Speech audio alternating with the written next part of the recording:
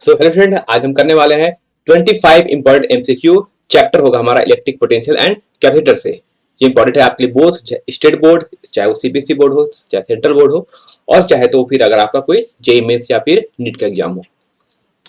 Start करते हैं। सबसे पहला क्वेश्चन हमारा होगा, कह रहा है a test charge is move from lower potential to a higher potential point. एक चार्ज को आप क्या जा रहे हो, एक टेस्ट चार्ज है ना, कैसा चार्ज है, टेस्ट चार्ज दिया हुआ है, उसको आप कहां से जा रहे हो, lower potential to higher potential point पर ले जा रहे हो। तो बताओ the potential energy of test charge will be, तो उस टेस्ट चार्ज की पोटेंशियल एनर्जी क्या होगी। तो देखो इसको कहां से कहां जा रहे हो, उसे कह रहा है एक लो पोटेंशियल से, है ना, यानी ये लोअर पॉइंट पर है, ये आपका हायर पोटेंशियल पॉइंट है। ठीक है, मान लो इस पॉइंट का पोटेंशियल V है, इस पॉइंट का पोटेंशियल VB है। ठीक है, अब बताओ पोटेंशियल कहाँ का ज्यादा है, तो कह रहा है हायर टू लोअर ले जा रहे हो, मतलब कि B का पोटेंशियल ज्यादा है और A का पोटेंशियल कम है। बात समझ आ गई, ये बात तो सही सबको मान गई। ठीक, चार्ज कैसा है, तो कह रहा है वो चार्ज पॉजिटिव टेस्ट चार्ज है। देखो टेस्ट चार्ज क्या होता है, टेस्ट चार्ज हमेशा पॉजिटिव चार्ज होता है, याद रखना। टेस्ट चार्ज हमेशा कैसा चार्ज होता है, पॉजिटिव चार्ज होता है। तो पोटेंशियल एनर्जी का फॉर्मूला क्या होता है, Q into change in potential, है ना। अब ये टेस्ट चार्ज कैसा है, मैंने कहा था टेस्ट चार्ज है तो एक पॉजिटिव चार्ज होगा, into delta we. Delta we मतलब फाइनल माइनस इनिशियल। इनिशियल कहां था हमारा, ए पर। ठीक है, फाइनल इस चार्ज को हम कहां ले गए, बी पर। तो फाइनल पोटेंशियल क्या हो जाएगा, वीबी, और इनिशियल कहां पर था, पहले ए पर। अब बताओ ये टर्म तो पॉजिटिव, इनटू वीबी माइनस वीए क्या हो जाएगा, तो देखो यहां से वीबी माइनस वीए की वैल्यू ग्रेटर देन 0, मतलब ये नंबर कैसा है, ये पूरा नंबर भी कैसा बन गया, पॉजिटिव नंबर। यानी 0 से जो भी बड़ी नंबर होती है वो पॉजिटिव होती है। तो टेस्ट चार्ज कोई पॉजिटिव और वीबी माइनस वीए भी पॉजिटिव। अब दो पॉजिटिव नंबर को मल्टीप्लाई करोगे तो कैसा नंबर आएगा, पॉजिटिव। ठीक है, यानी यहां से बात करोगे कि यहाँ जो आपकी पोटेंशियल एनर्जी होगी वो क्या होगी, टेस्ट चार्ज की पॉजिटिव आ रही है, मतलब बढ़ जा रही है। करेक्ट ऑप्शन हो जाएगा आपका ऑप्शन नंबर 2। ठीक है, बात करते हैं हम क्वेश्चन नंबर 2 की। कह रहा है consider a uniform electric field in the Z direction, the potential is constant. कह रहा है कि मेरे पास एक इलेक्ट्रिक फील्ड है, वो किस डायरेक्शन में है, जेड के डायरेक्शन में है। तो थोड़ा चीजों को बना के देखते हैं पहले, तब आपको थोड़ी सी अच्छी से फील आएगी ये चीज हो क्या रहा है। लेट सपोज ये मान लो हमारे पास एक्स एक्सिस हो गया, ये मेरे पास मान लो वाई एक्सिस हो गया, और ये मान लो मेरे पास एक जेड एक्सिस हो गया। ठीक है, कह रहा है इसमें जो इलेक्ट्रिक फील्ड डायरेक्शन कैसा है, वो जेड के डायरेक्शन में है, मतलब इलेक्ट्रिक फील्ड है जो वो ऊपर जा रहा है ऐसे। ठीक है, लेकिन पोटेंशियल इज कांस्टेंट, तो बोला पोटेंशियल कहां पर कांस्टेंट होगा। अब बात समझ आ गई, ये क्वेश्चन कहां का है, तो कांस्टेंट कह रहा है पोटेंशियल, जहां पर पोटेंशियल कांस्टेंट हो उसे क्या बोलते हैं हम, इक्विपोटेंशियल सरफेस। बात समझ आती है, इक्विपोटेंशियल सरफेस। तो चेक करना पड़ेगा कि पोटेंशियल कहां पर क्या है, कांस्टेंट है। तो देखो, तो पोटेंशियल कहां पर कांस्टेंट होगा, तो देखो एक जो हमारा एक्स वाई प्लेन है ना, देखते इस प्लेन के बारे में। इस पॉइंट पर, है ना, इस पॉइंट पर इलेक्ट्रिक फील्ड की कहीं भी चले जाओगे, इलेक्ट्रिक फील्ड की वैल्यू क्या होगी, यानी ये इस पॉइंट पर क्या होगी, पोटेंशियल की वैल्यू फिक्स होगी। अब एक चीज बताओ कि इक्विपोटेंशियल सरफेस और इलेक्ट्रिक फील्ड के बीच में एंगल कितना होता था, 90 डिग्री। तो क्या यहाँ भी 90 डिग्री होना चाहिए, तो देख लो सिंपल सी बात है कि जो आपका जेड एक्सिस के अलोंग क्या है, आपका इलेक्ट्रिक फील्ड है। क्या Z axis X Y plane के हमेशा परपेंडिकुलर होता है, हाँ होता है। अगर मान लो ये अगर आपका एक्स वाई प्लेन हो गया, ये एक्स हो गया, ये वाई हो गया, तो जेड क्या होता है, जेड हमेशा इसके परपेंडिकुलर होता है। ठीक है, और जेड के डायरेक्शन में कौन है, हमारा इलेक्ट्रिक फील्ड है। तो यानी ये एक्स वाई प्लेन क्या बन जाएगा, एक्स वाई प्लेन बन जाएगा आपका इक्वी पोटेंशियल सरफेस, मतलब ऐसा सरफेस जिसकी पोटेंशियल क्या हो, कांस्टेंट हो, उसे क्या बोलेंगे आप, इक्वी पोटेंशियल सरफेस। ठीक है, तो पोटेंशियल कहां पर कांस्टेंट होगा, option number 3 on the X Y plane, है ना। कौन सा प्लेन होगा, वो एक्स वाई प्लेन है ना, इसे क्या बोलते हैं, इसे हम बोलते हैं एक्स वाई प्लेन। यानी for a given Z X Y plane पर क्या होगी, पोटेंशियल क्या होगी, हमेशा कांस्टेंट होगी। बात करते हैं क्वेश्चन नंबर हम थर्ड। क्वेश्चन थर्ड है आपका एनसीईआरटी एग्जाम्पलर बुक आती है, उसकी क्वेश्चन है, कह रहा है equipotential at a great distance from a collection of charge whose total sum is not zero are approximately। कह रहा है कि बताओ इक्विपोटेंशियल सरफेस कैसा होगा, है ना, इक्विपोटेंशियल सरफेस कैसा होगा, is at a great distance from a collection of charge. मान लो अगर चार्ज बहुत दूर रखा हो, बहुत सारे चार्ज क्या है, बहुत दूर रखे हुए बहुत सारे चार्ज, तो इनसे जो इलेक्ट्रिक फील्ड आती है, कैसे आती है, इलेक्ट्रिक फील्ड आती है, उनका शेप कैसा होता है, स्फीयर होता है, प्लेन बनता है ना, पैराबोलॉइड बनता है या इलिप्सॉइड बनता है, तो बताओ कैसा होना चाहिए। जब काफी दूर से आती है तो कैसा होता है इनका ना, जब काफी दूर से आती है इलेक्ट्रिक फील्ड तो उसे कैसा तुम करते हो, अराउंड पैरेलल ना, याद रखना। जब बहुत ज्यादा चार्ज रखा हो तो जब दूर से कोई है ना, इस टाइप का फील्ड को क्या बोलते हैं, इस टाइप का लोग बोलते हैं यूनिफॉर्म इलेक्ट्रिक फील्ड। और इस केस में याद रखना, इस केस में जो हमारा सरफेस होता है वो कैसा बनता है, वो बनता है हमारा सरफेस कैसा होगा, वो सरफेस हो जाएगा हमारा प्लेन, यानी जो इक्विप पोटेंशियल सरफेस होगा उसका शेप कैसा होगा, प्लेन होगा। ऐसा तब होगा जब चार्ज का रखा हो, काफी दूर डिस्टेंस पे रखा हो, ठीक है। तो करेक्ट आंसर हो जाएगा आपका ऑप्शन नंबर 2, प्लेन बनेगा वो। बात करते हैं क्वेश्चन नंबर 4 की। कह रहा था इलेक्ट्रिक पोटेंशियल एंड फील्ड, है ना, electric potential and field due to an electric dipole are proportional to.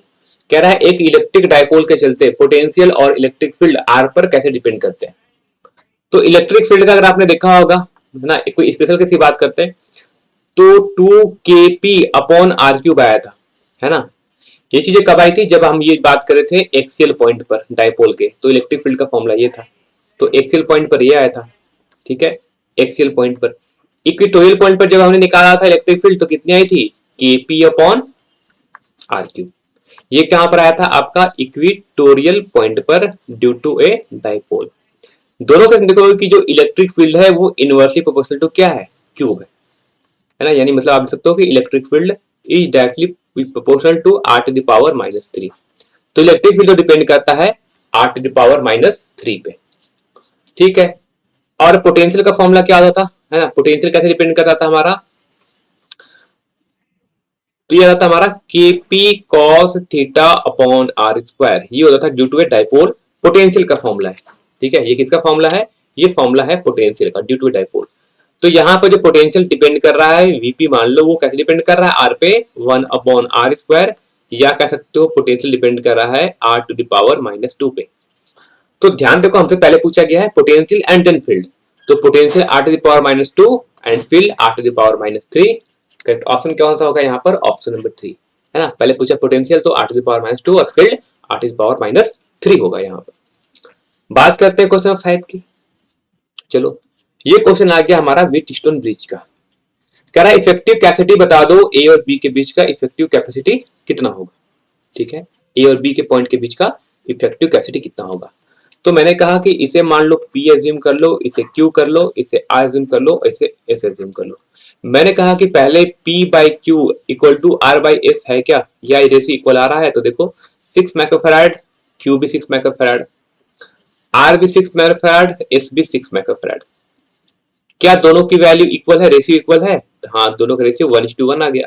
अगर ऐसा है तो दैट मीन्स क्या है कि उस समय इस 20 माइक्रोफैराड का कोई मतलब नहीं है, मतलब इससे कोई भी चार्ज फ्लो नहीं करेगा। दैट मीन्स कि इन दो पॉइंट के पोटेंशियल सेम हो जाएगा, है ना। इस पॉइंट का मान लो नाम C लिख लो, इस पॉइंट का नाम D लिख कर लो। इससे क्या होगा कि पोटेंशियल एट C भी V होगा और इस पॉइंट का भी पोटेंशियल V होगा, दोनों का पोटेंशियल सेम, मतलब पोटेंशियल डिफरेंस कितना होगा, 0। याद रखना C और B पॉइंट के बीच का, यानी VC minus VD equal to V minus B, दोनों पोटेंशियल सेम मतलब पोटेंशियल 0। तो कभी भी ऐसे पूछा था कि पोटेंशियल कितना होगा, 0 हो जाएगा। हमसे पूछ रहा है मतलब यहाँ से कोई चार्ज फ्लो नहीं करेगा, मतलब इसको गायब कर दो यहाँ से, मतलब इसका कोई मतलब नहीं है। अब क्या बच जाएगा, देखो ऊपर में, तो ऊपर में बच जाएगा आपके पास 6 माइक्रोफैराड और 6 माइक्रोफैराड क्या हो जाएंगे, ऊपर वाले दो सीरीज में, नीचे वाले भी देखो दो बन जाएंगे आपस में सीरीज में, ठीक है। तो सीरीज का मैंने आपको बताया था कैसे निकालते हो सीरीज का, तो यहां पर निकालना चाहोगे तो ये सिंपल बन जाएगा पॉइंट ए, ऊपर वाले 6 और 6 का सीरीज में लगाओगे तो हो जाएगा कितना आ जाएगा, इक्विवेलेंट कैपेसिटेंस आ जाएगा 3 माइक्रोफैराड, हाफ हो जाएगा, क्योंकि ये इनवर्सली डिपेंड करता है। ऊपर हो जाएगा 3 माइक्रोफैराड पॉइंट बी। सिमिलरली नीचे भी दो 6 का सीरीज में क्या आ जाएगा, 3 माइक्रोफैराड आ जाएगा, ठीक।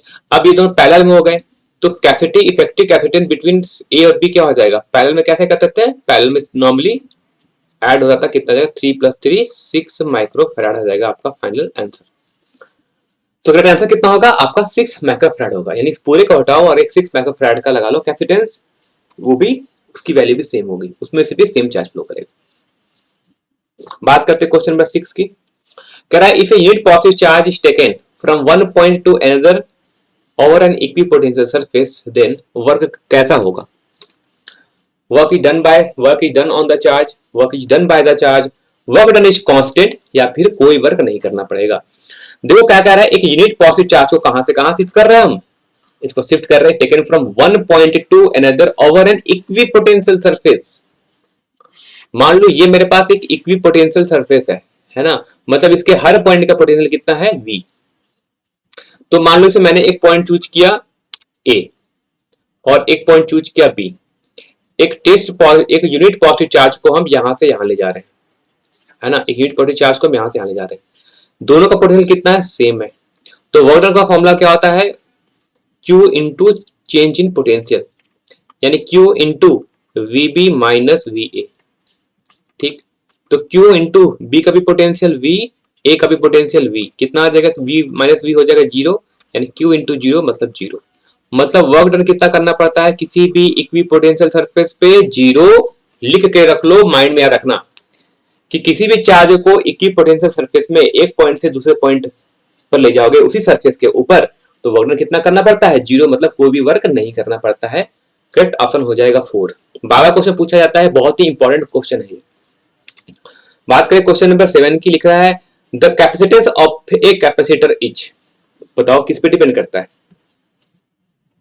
ठीक है, जल्दी से कमेंट में आंसर बताओ किस पे डिपेंड करता है, कैपेसिटेंस किस पे डिपेंड करता है। ठीक है, तो मैंने बताया था, तो सर आपके माइंड में दो क्वेश्चन आएगा कि sir Q C equal to Q by V भी होता है, तो ये क्यू पे डिपेंड करना चाहिए, वी पे डिपेंड करना चाहिए। Depend C does not depend on Q and we.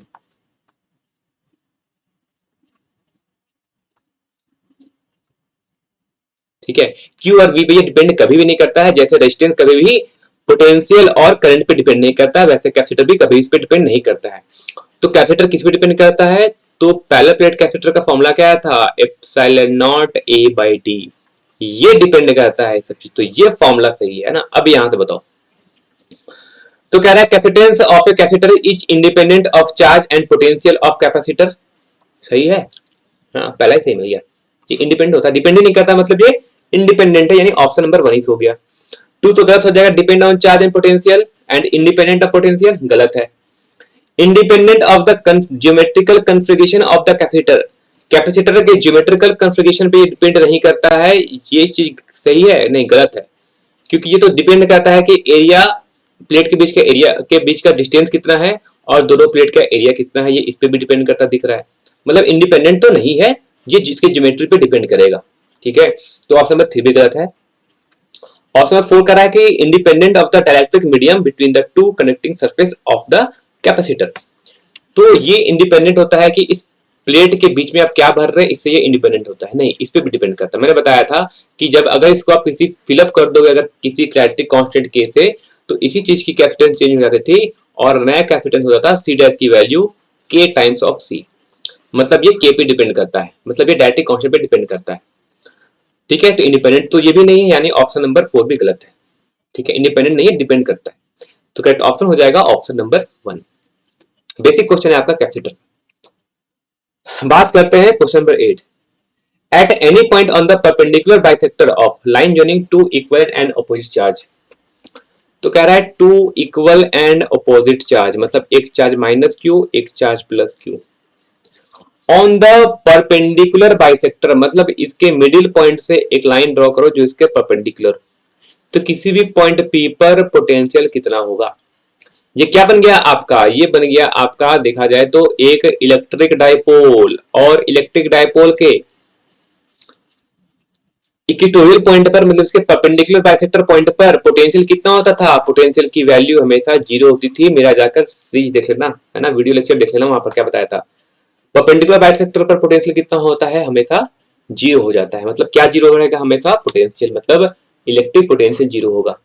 Electric field 0 नहीं होता है, इलेक्ट्रिक फील्ड की याद रखना कितनी आई थी, KP अपॉन RQ, है ना, अगर ये डिस्टेंस आर है तो वहां पर आया था KP upon R cube, potential zero होता है, इलेक्ट्रिक फील्ड जीरो नहीं होती है। बात समझ आ गया। यहाँ पर बात करते हैं क्वेश्चन नंबर अब 9 की। कह रहा है electric potential at a point due to an electric dipole. अब डाइपोल का के लिए इलेक्ट्रिक पोटेंशियल का करेक्ट फॉर्मूला कौन है? बड़े बच्चे यहाँ पर कंफ्यूज करते हैं हमेशा, है ना, तो यहाँ पर शायद आप भी कहीं कंफ्यूज कर जाओगे। फॉर्मूला क्या पढ़ा है हमने? पोटेंशियल का फॉर्मूला होता था KP cos theta upon R square. ठीक है, बात समझ आ गई।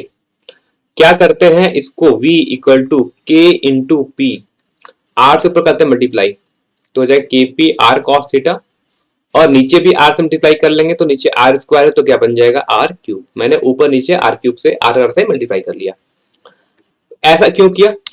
क्योंकि मुझे जो यहाँ पर फॉर्म गिवन है वो एक वेक्टर फॉर्म गिवन है। ऐसा करने से क्या होगा, ऐसा करने से क्या होगा, ये बन जाएगा कि पी आर कॉस थीटा क्या बन जाएगा, पी डॉट आर को ही बोलते थे पी आर कॉस थीटा, और नीचे कितना आ जाएगा आर क्यूब। तो ये होगा आपका करेक्ट एक्सप्रेशन पोटेंशियल का। तो क्या आएगा, पहली बात तो आएगा डॉट प्रोडक्ट, और उससे ध्यान देना नीचे अब बन जाएगा आर क्यूब, क्योंकि ऊपर एक आर ऑलरेडी है। तो बहुत से क्वेश्चन जो बच्चे गलती से 2 पे क्लिक कर सकते हैं, 2 को सही बता देंगे, लेकिन नहीं, करेक्ट ऑप्शन होगा ऑप्शन नंबर 1। ठीक है, ध्यान रखना, कोई बहुत बड़ी चीज नहीं, बहुत छोटी सी बात है यहाँ पर। बात करते हैं क्वेश्चन नंबर 10 की। लिख रहा है potential inside a charge spherical shell कितना होता है?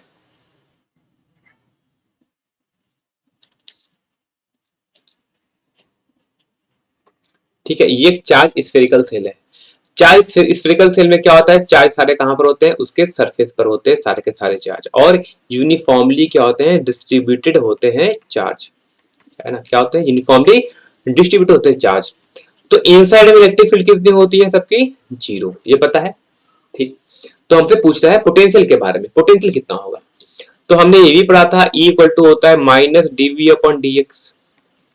ठीक, अगर इलेक्ट्रिक फील्ड की वैल्यू 0 है that means minus DV upon DX लिख सकते हो, चाहे तो लिख सकते हो कि डीवी अपॉन डीएक्स की वैल्यू भी 0। अब किसी चीज को डिफरेंशिएट करने पर इसके टर्म में डिफरेंशिएट कर रहे हैं और वैल्यू 0 आ रही है, ऐसा कब होगा?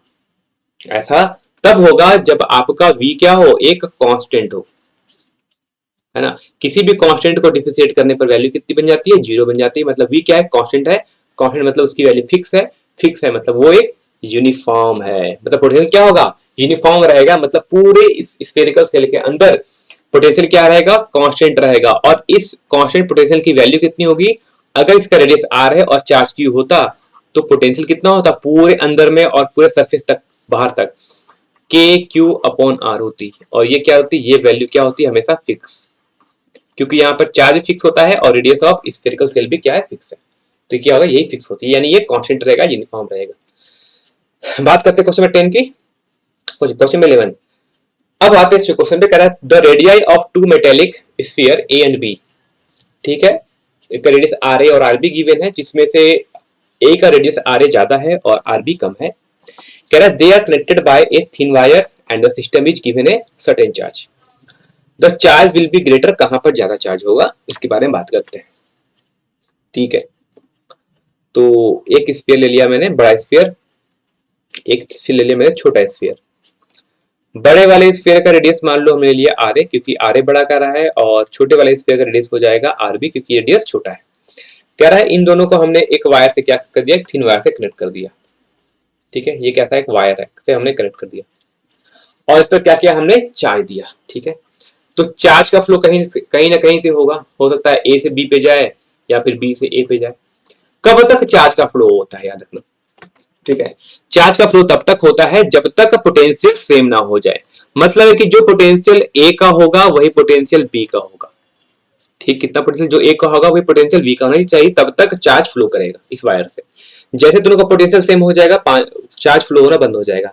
जैसे पानी हमेशा ऊपर से नीचे गिरती है, लेकिन अगर दोनों का लेवल सेम हो जाए तो पानी का फ्लो नहीं होता है, वैसे ही चार्ज है, चार्ज कैसे फ्लो करता है, हमेरा हमेशा हायर पोटेंशियल से लोअर पोटेंशियल पे चार्ज फ्लो करेगा, लेकिन जैसे ही पोटेंशियल सेम हो जाएगा, इक्वल हो जाएगा, चार्ज फ्लो होना बंद हो जाएगा। तो मान लो किसी भी इंस्टेंट पर, है ना, किसी भी इंस्टेंट पर पहले वाले पे चार्ज आ गया क्यू ए, दूसरे वाले पे चार्ज हो गया क्यू पी, तो पहले वाले पे पोटेंशियल कितना हो जाएगा, v की वैल्यू हो जाएगी Q A upon K Q A upon V R R A.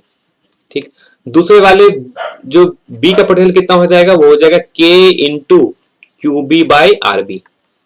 ठीक है, दोनों का पोटेंशियल सेम है। अब ये दोनों वैल्यू सेम है तो यहां से लिख सकते हो, दोनों को इक्वेट करोगे तो लिख सकते हो कि Q A by Q B equal to, इसको क्या लिखोगे, ठीक है, Q A by R A upon R B लिख सकते हो यहां से। अब क्वेश्चन में देखो क्या गिवन था, R A is greater than R B. ठीक है, तो कह रहा है कि R A is greater than R B, that means R A by R B की वैल्यू ग्रेटर देन 1 क्या होगी, 1 होगी। दिस इंप्लाइज, है ना, दिस इंप्लाइज आर ए और आर बी की वैल्यू कितनी आई हमारी, Q A by Q B, यानी Q A by Q B की वैल्यू क्या होगी, ग्रेटर देन 1। ठीक, तो बताओ यहां से क्या आएगा, तो यहां से क्यू ए की वैल्यू भी ग्रेटर देन हो जाएगी क्यू बी, यानी जिसका रेडियस बड़ा होगा उसका उस पर चार्ज भी ज्यादा आएगा। तो कह रहा है कि the charge will be greater, charge ज्यादा कहां पर होगा, तो चार्ज ज्यादा कहां पर आ रहा है आपका, बताओ, ए पर, मतलब ऑन द सरफेस ऑफ ए, है ना, ए पर ज्यादा चार्ज होगा, बी पर चार्ज कम होगा। बात समझ आ गई। जेई और नीट के में जाएंगे थोड़ा सा ऊपर तो बस ये पूछा जाएगा कि बताओ चार्ज डेंसिटी किस पे ज्यादा होगी, ए पर या बी पर। तो ये क्वेश्चन आपके लिए, क्वेश्चन जो बताना कि चार्ज डेंसिटी किस पर ज्यादा होगी, ए पर या बी पर। ठीक है, सिग्मा, सिग्मा क्या होता है, चार्ज पर यूनिट एरिया, है ना, तो मुझे बताना कि चार्ज पर यूनिट एरिया ज्यादा किस पर होगा, ए पर ज्यादा होगा या बी पर ज्यादा होगा। तुम्हें पूछा बताओ सिग्मा ए और सिग्मा बी, मतलब सरफेस चार्ज डेंसिटी किस पे ज्यादा आएगी, ये दो मुझे आपको बताना है कैलकुलेट करके। ठीक है, बात करते हैं क्वेश्चन नंबर 12 की। कह रहा है small electric dipole is of dipole moment p, the electric potential at a distance r from the center and making an angle theta from the axis of dipole। तो बताओ कि क्या फॉर्मूला होगा dipole के पोटेंशियल का, तो मैंने ही बताया था, क्या कहता था कि v का वैल्यू कितना तो थी, K P cos theta upon R square. बार बार कह रहा हूं, बड़ा इंपॉर्टेंट फॉर्मूला है, नीट तक क्वेश्चन पूछा था इस पे फॉर्मूले पे। तो कहां दिखा ये फॉर्मूला, ऑप्शन नंबर 2 पे, फॉर्मूला बेस्ड क्वेश्चन है ये, लेकिन अगर अक्सर आपसे एग्जाम में पूछा जाता है। ठीक है, बात करते हैं क्वेश्चन नंबर 13 दिख रहा है, in a charge capacitor the energy is stored in, है ना, एनर्जी कहां स्टोर होता है। तो मेरा आपने लास्ट लेक्चर देखा है energy stored in a capacitor. ठीक है, तो वहां पर जाकर देखना, तो वहां पर मैंने बताया था कि एनर्जी दो प्लेट के बीच में स्टोर होती थी, एक चार्ज होगा प्लस चार्ज और माइनस क्यू चार्ज। क्या एनर्जी किसी एक चार्ज पे स्टोर होती है, नहीं, चार्ज दोनों प्लेट्स के बीच में स्टोर होती है और वो in the form of electric field store होती है। किस फॉर्म में, इलेक्ट्रिक फील्ड के फॉर्म में स्टोर होती है। तो एनर्जी कहां स्टोर होगा, field between the plates, the charge capacitor energy is store in the field between the plates, है ना, दोनों प्लेट्स के बीच में स्टोर। बात करें क्वेश्चन 14 की, कह रहा है two small sphere is carrying a charge Q are placed R meter apart. तो कह रहा है कि मेरे पास दो चार्ज है, प्लस क्यू और क्यू, है ना, दोनों चार्ज कैसा है, सेम चार्ज है, दोनों को हमने आर डिस्टेंस पर रखा है एक दूसरे से। ठीक है, क्यू क्यू चार्ज हो गया और दोनों को आर डिस्टेंस पर रखा है। कह रहा है इस पॉइंट ओ पर जो चार्ज रखा है उसको फिक्स कर दो, और जो बाहर एक और चार्ज है उसको कह रहा है कोई गोल गोल एक सर्कुलर पाथ में घुमाओ उसे। ठीक है, तो कह बताओ कितना वर्क करना पड़ेगा। ठीक, तो जहां पर जो चार्ज रखा हुआ है सेंटर पे, उसके चलते पोटेंशियल कितना होगा, इसके चलते पोटेंशियल आर डिस्टेंस पर, यानी वीओ की वैल्यू हो जाएगी के क्यू अपॉन आर। मतलब इस पॉइंट पर आप कहीं भी जाओगे तो डिस्टेंस कितना है, आर है, तो इस चार्ज के चलते पोटेंशियल कितना होगा, इस सरफेस पर सेम होगा, है ना, इस पूरे सर्कुलर पाथ पर पोटेंशियल कितना होगा, सेम होगा, उसकी वैल्यू कितनी हो जाएगी, वी नॉट। तो मान लो यहाँ पर जो चार्ज रखा था इसको मैंने पॉइंट ए से उठाया और लेकर कहां चले गए, बी पर लेकर चले गए। तो बताओ कितना वर्क करना पड़ेगा। तो ए पॉइंट का भी पोटेंशियल कितना है, वी नॉट है, बी पॉइंट का भी पोटेंशियल कितना है, वी नॉट है। मैंने अभी कहा है कि इस पूरे पाथ पर पोटेंशियल कितना रहेगा, सेम रहेगा। ठीक है, और उसकी वैल्यू कितनी होगी, K Q by R. Potential same है तो एक चार्ज को दूसरे चार्ज पे ले जाओ, तो इक्वी पोटेंशियल सरफेस पे जब भी किसी चार्ज को ले जाया जाता है तो वह कितना करना पड़ता था, जीरो। मैंने पहले ही बताया था कितना करना पड़ता था, जीरो। ये क्वेश्चन पूछा गया यहाँ पर, है ना, तो बस क्वेश्चन समझो, आधा काम खत्म। क्वेश्चन ये आईटी जेई का क्वेश्चन है ना, जेई में क्वेश्चन पूछा गया था ये। तो ऑर्डर कितना करना पड़ेगा, जीरो करना पड़ेगा। बात समझ आ गई। बात करते हैं क्वेश्चन नंबर हम 15 की। What is the effective capacitance between X and Y, X and Y के बीच का इफेक्टिव कैपेसिटेंस क्या है। अब फर्स्ट टाइम में क्वेश्चन देखोगे तो आपको समझ नहीं आएगा ये क्या है, सीरीज में है पैरेलल में, ठीक है। तो इसको कैसे पॉइंट वाइज पॉइंट हम सॉल्व करेंगे। देखो ये पॉइंट का पोटेंशियल कितना x है, तो इस पॉइंट का पोटेंशियल x, सिमिलरली इस पॉइंट का पोटेंशियल y है, तो इस पॉइंट का पोटेंशियल y, ठीक, क्योंकि ये डायरेक्टली y से जुड़ा हुआ था, तो इस पॉइंट का पोटेंशियल कितना आ गया y। ठीक, अब बात करते हैं दो और पॉइंट के बारे में, देखते हैं। तो इस पॉइंट का मान लो पोटेंशियल a, तो ये भी a पोटेंशियल, ये भी a पोटेंशियल। इस पॉइंट का पोटेंशियल सॉरी ऑलरेडी हमें वहां पर गिवन है d, है ना, क्या गिवन है, पोटेंशियल यहाँ गिवन है d, और इस पॉइंट का पोटेंशियल मान लो गिवन है b, ठीक है। तो क्या करते हैं, हमें सबसे पहले क्या करना है, इसको इस सर्किट को सिंप्लीफाई करना है। कैसे करते हैं सर्किट को, सबसे पहले पॉइंट बना लो x, है ना, ये पॉइंट बना लो, हम इसे बना लिया हमने x, ठीक, और एक पॉइंट बना लो y, ठीक। देखो कैसे चल रहा, x से दो रास्ता जाएगा, एक जाएगा हमारा ऊपर, यानी ऊपर से यहाँ दो रास्ता निकला, एक ऊपर गया 6 माइक्रोफैराड का लगाया कैपेसिटर, ठीक। इससे नीचे आओगे तो इस x से डायरेक्टली एक और नीचे जुड़ा हुआ कैपेसिटर, वो भी कितना लगा, नीचे वाला भी 16 माइक्रोफैराड का, ठीक। चलो बात करते हैं y से आते, यहां से आते, तो y देखो एक गया है 6 माइक्रोफैराड का, तो यहां से भी लगा दिया हमने 6 माइक्रोफैराड का कैपेसिटर, ठीक।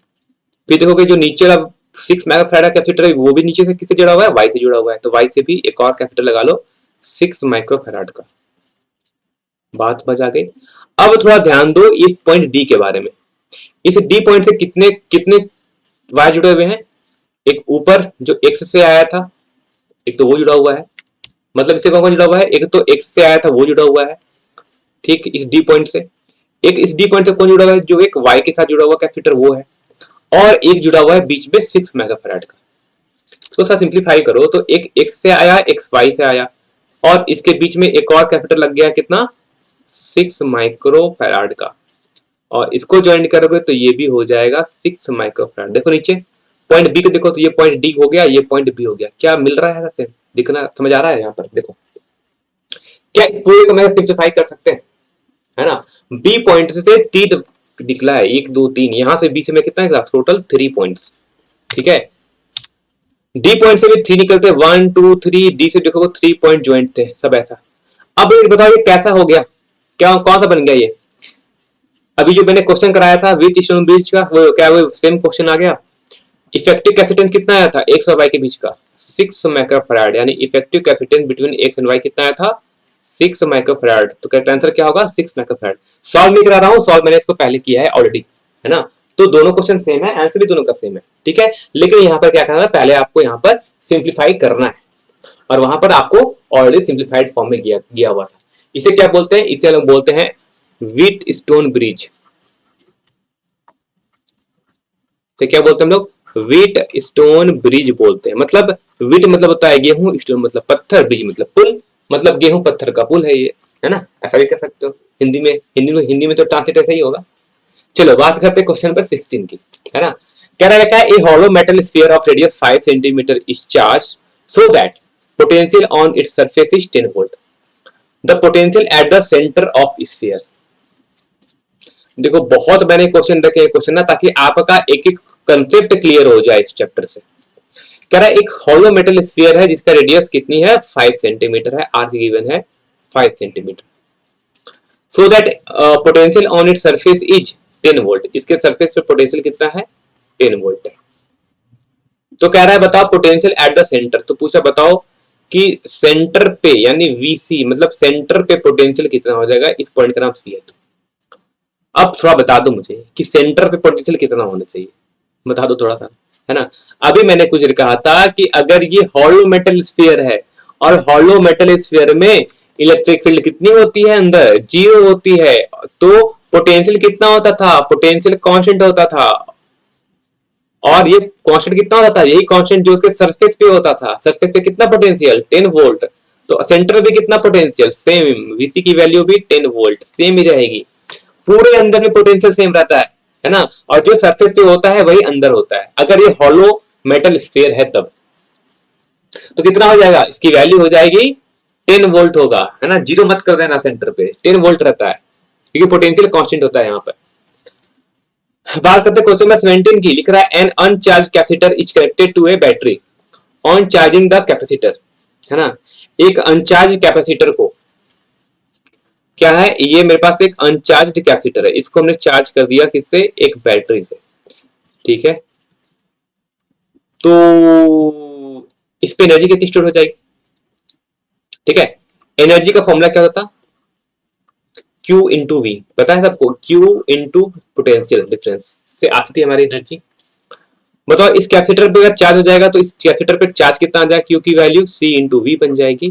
तो वैल्यू आप पुट करोगे C इंटू वी कितना बन जाएगा, CV स्क्वायर। यानी बैटरी ने कितनी एनर्जी सप्लाई की, ये एनर्जी सप्लाइड बाय बैटरी है, याद रखना। या बोल सकते हो कि एनर्जी सप्लाइड बाय बैटरी और वर्क डन बाय बैटरी। जो एनर्जी सप्लाई कर रहा है मतलब वो कुछ वर्क कर रहा है, तो ये क्या होगा, ये energy side supplied by the battery, या फिर इसको बोलते हैं work done by the battery भी है।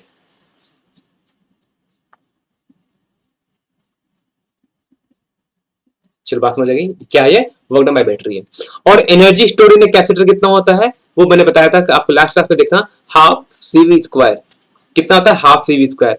तो बैटरी ने कितना दिया, बैटरी ने एनर्जी दिया U equal to CV square, ये बैटरी ने दिया, लेकिन कैपेसिटर ने कितना स्टोर किया, just half, only half CV square. तो हाफ वैल्यू कहां चली गई, कल बताया था मैंने, हाफ एनर्जी कहां लॉस हो गई, in the form of heat, है ना। लेक्चर देख लेना मेरा, क्या बताया था, हाफ एनर्जी कहां हो गई थी, हीट में लॉस हो गई थी। तो कितना एनर्जी स्टोर किया बैटरी ने, इस कैपेसिटर ने, हाफ CV स्क्वायर, मतलब कितनी, जितनी एनर्जी सप्लाई किया उसका हाफ पार्ट क्या करता है, कौन स्टोर करता है, कैपेसिटर स्टोर करता है। That means half the energy supplied is stored in the capacitor, मतलब सप्लाई का सिर्फ हाफ पार्ट ही कैपेसिटर स्टोर करता है और हाफ पार्ट लॉस हो जाता है, यानी करेक्ट ऑप्शन हो जाएगा ऑप्शन नंबर 2। ठीक है, बड़ा अच्छे तो क्वेश्चन है, बेसिक क्वेश्चन है, बहुत अंदर से जाके पूछ रहा हूं, तो डीपली में जाके कह रहा है the net charge on a capacitor is, बताओ कैपेसिटर पर नेट चार्ज कितना होता है, बच्चे वाला क्वेश्चन आ गया ये। अब अगर आपने कहीं भी पढ़ा हो तो ये बात तो आपको बताया ही गया होगा कि नेट चार्ज कैपेसिटर पे कितना होता है, बता दो। ये तो है नेट चार्ज, कितना है नेट चार्ज दोनों पर, net charge plus Q minus Q कितना हो गया ऐड होके, net charge equal two plus Q minus Q कितना बन गया, जीरो। कितना होता है नेट चार्ज, जीरो, क्योंकि एक होता है प्लस एक होता है माइनस, तो net charge zero. Two Q मत कर देना कभी गलती से। बात करते हैं क्वेश्चन नंबर 19 की। लिख रहा है three capacitance 3 microfarad 2 microfarad 3 microfarad and 6 microfarad are connected in series with a 10 volt battery the charged on 3 microfarad capacitor. बताओ क्या होता था, कह रहा है एक 2 माइक्रोफैराड 3 माइक्रोफैराड और 6 माइक्रोफैराड के बैटरी के कैपेसिटर को हमने ज्वाइंट किया एक बैटरी से, ठीक है। 2 माइक्रोफैराड 3 माइक्रोफैराड और 6 माइक्रोफैराड, ठीक है, कनेक्ट किया। कह रहा बताओ इस थ्री जो बीच में जो कैपेसिटर लगा है 3 माइक्रोफैराड का, इस पर कितना चार्ज स्टोर हो रहा है ना, इस पर कितना चार्ज स्टोर हो रहा है। याद करो तो मैंने बताया था कि सीरीज में सेम चार्ज फ्लो करता है, बताया था कि नहीं, सीरीज में क्या करता है, सेम चार्ज फ्लो करता है। सभी में कितना कितना चार्ज फ्लो करेगा, तो सभी में सेम चार्ज फ्लो करेगा क्यू। अगर ऐसा थोड़ी कि बस 3 पे ही चार्ज फ्लो करेगा, सब पे सेम चार्ज फ्लो करेगा, है ना। सब पे चार्ज क्या होगा, चार्ज सब पे सेम होगा। तो सबसे पहले निकालना पड़ेगा इनका इक्विवेलेंट कैपेसिटेंस। तो इक्विवेलेंट कैपेसिटेंस निकालोगे 1/CS, सीरीज में इक्वल टू क्या हो जाएगा 1/2 प्लस 1/3 प्लस 1/6। एल से लेना 6 आएगा, ये आ जाएगा 3, ये होगा 2, ये होगा 1, आ जाएगा 6/6 आ जाएगा 1, यानी 1/CS की वैल्यू 6, दिस इंप्लाइज CS की वैल्यू भी 1 माइक्रोफैराड। तो 1 माइक्रोफैराड क्या हो गया उसकी कैपेसिटेंस। तो चार्ज ऑन 3 माइक्रोफैराड कैपेसिटर क्या होगा, Q इक्वल टू क्या होता है, Q equal to CV। C मतलब इक्विवेलेंट कैपेसिटेंस C और V पोटेंशियल बैटरी की। तो CS आ गया 1 माइक्रोफैराड और पोटेंशियल कितना है हमने दिया वहां पर 10 वोल्ट। कितना हो जाएगा, मल्टीप्लाई करना आ जाएगा 10 माइक्रोफैराड, है ना। कितना स्टोर होगा, 10 माइक्रोकुलम, है ना, चार्ज है तो माइक्रोकुलम बन जाएगा। करेक्ट आंसर हो जाएगा आपका ऑप्शन नंबर 2, 10 माइक्रोकुलम क्या होगा, चार्ज इस पर स्टोर होगा। बात समझ आ गई। चलो बात करते हैं क्वेश्चन नंबर 20 की। लिख रहा है डायरेक्ट्रिक constant for a metal is, ठीक है। डायरेक्ट्रिक कांस्टेंट मेटल का कितना होता है, के की वैल्यू फॉर मेटल, बताओ जल्दी से कमेंट में, कितना होता, इनफाइनाइट, है ना, कितना होता था, इनफाइनाइट। और यही फॉर एयर के लिए कितना होता था, या वैक्यूम के लिए 1, ठीक है। तो मेटल के लिए कितना होगा, हमेशा इनफाइनाइट होता है, यानी option number 2। Question number 21, the energy required to charge a parallel plate condenser मतलब capacitor of plate separation D and plate area A such that the uniform electric field between the plates E each। कह रहा है एक parallel plate capacitor को charge करोगे, ठीक है, जिसके प्लेट का डिस्टेंस कितना है D है और एरिया A है और उसके बीच जो इलेक्ट्रिक फील्ड E है, तो बताओ उस पर एनर्जी कितनी स्टोर होगी। करना कैसे है, तो हमें पता है एनर्जी पर यूनिट वॉल्यूम को बोलते हैं एनर्जी डेंसिटी, यानी एनर्जी पर यूनिट वॉल्यूम का फॉर्मूला क्या आया था, half epsilon naught E square, ठीक, half epsilon naught E square, ठीक है। चलो हो जाएगा हाफ। अच्छा वॉल्यूम को कैसे निकालते हैं, वॉल्यूम क्या था, पैरेलल प्लेट कैपेसिटर का वॉल्यूम होता है ए इंटू डी, यानी area of plates into distance between the plates, ये आ रहा था हमारा वॉल्यूम। क्या हो जाएगा, half into epsilon naught E square. तो यहां से एनर्जी यू के लिए कितनी आ जाएगी, half into A into D into epsilon not into E square. ये फॉर्मूला है एनर्जी स्टोर्ड का, ठीक है। तो करेक्ट आंसर कौन होगा, यहां से आंसर होगा ऑप्शन नंबर 2। लेक्चर जाके एक बार चेक कर लेना मेरा, तब जाके चीजें समझ आएंगे अच्छे से। बात करते हैं क्वेश्चन नंबर 122 की। कह रहा है a capacitor has some dielectric between its plates and the capacitor is connected to a DC source. The battery is now disconnected and the dielectric is remove, the capacitance will be. चलो ये question नहीं करेंगे, ये question आपका pure, ये question JEE का question है ना, तो जेई का क्वेश्चन अभी हम नहीं करने वाले हैं, क्योंकि आपको उससे पहले आपको जेई का कंसेप्ट क्लियर करना पड़ेगा कि जब डायरेक्ट्री को चार्ज कर दो फिर डायरेक्ट्री को हटा दो तो क्या कांस्टेंट रहता है, पोटेंशियल कांस्टेंट रहता है या चार्ज, है ना।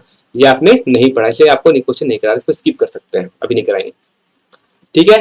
Question 23, energy is stored in a capacitor in the form of, बताओ कैपेसिटर में एनर्जी किस फॉर्म में स्टोर होती थी, तो इलेक्ट्रोस्टैटिक एनर्जी, मतलब in the form of electric field lines. Electric field lines कैसी एनर्जी है, इलेक्ट्रोस्टैटिक एनर्जी है। क्वेश्चन में बात करते हैं 24 की, which of the following statement is correct, electrostatic force is conservative in nature, है ना।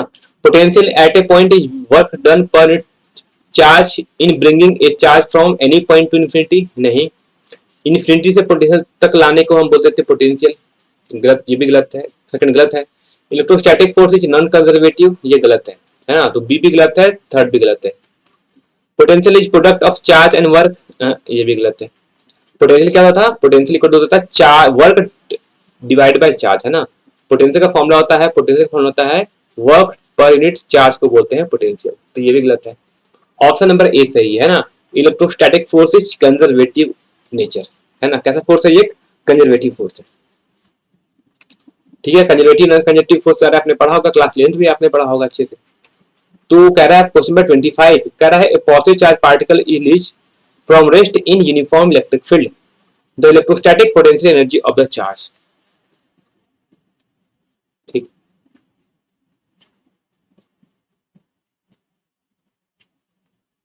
ये यूनिफॉर्म इलेक्ट्रिक फील्ड है, कह रहा है इस पर एक हमने पॉजिटिव चार्ज को क्या कर दिया, छोड़ दिया, तो ये इलेक्ट्रिक फील्ड क्या करेगा, ये इलेक्ट्रिक फील्ड क्या करेगा, इसे रिपेल करेगा, यानी इसे आगे भगाएगा, ठीक। तो इसका क्या होगा, ये मूव करेगा आगे,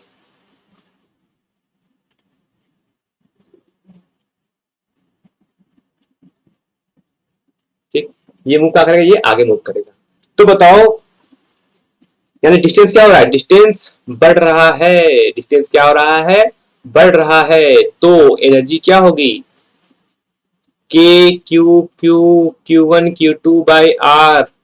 अगर आर बढ़ेगा, मूव फॉरवर्ड कर रहा है, मतलब आर क्या कर रहा है, इंक्रीज कर रहा है। आर अगर इंक्रीज कर रहा है तो पोटेंशियल क्या होगा, पोटेंशियल डिक्रीज करेगा, क्योंकि U is inversely proportional to R, यानी यू क्या करेगा, यू डिक्रीज करेगा, यानी यू क्या घटेगा, घटेगा यानी इन द फॉर्म इन यानी क्या होगा, ये डिक्रीज करेगा, है ना। क्यों डिक्रीज करेगा, क्योंकि ये जो चार्ज है वो इलेक्ट्रिक फील्ड के सेम डायरेक्शन में मूव कर रहा है। डिक्रीज करेगा because the charge move along the electric field, option number 3 सही होगा, है ना। क्या होगा, डिक्रीज करेगा क्योंकि ये कैसे मूव कर रहा है, इलेक्ट्रिक फील्ड के डायरेक्शन में ही मूव कर रहा है। तो याद रखना, अगर इलेक्ट्रिक फील्ड के डायरेक्शन में अगर चार्ज मूव करता है तो पोटेंशियल घटता है, ऑपोजिट मूव करेगा तो उसकी पोटेंशियल बढ़ती है। ये पॉइंट को याद रखना। क्या होगा यहाँ पर, पोटेंशियल डिक्रीज करेगा। और आज का लास्ट क्वेश्चन कह रहा है energy per unit volume of a capacitor having area A and separation D kept at potential difference V is given by. ठीक है, हमसे कह रहा है एनर्जी डेंसिटी पर यूनिट वॉल्यूम मतलब एनर्जी, मतलब एनर्जी पर यूनिट वॉल्यूम के बारे में पूछा जा रहा है। इसको बोलते हैं हम लोग एनर्जी डेंसिटी, फॉर्मूला क्या होता है, half epsilon naught E square. अब यहां पर देखो पोटेंशियल और प्लेट के डिस्टेंस के बीच के फॉर्म में हमें इक्वेशन लिखना है।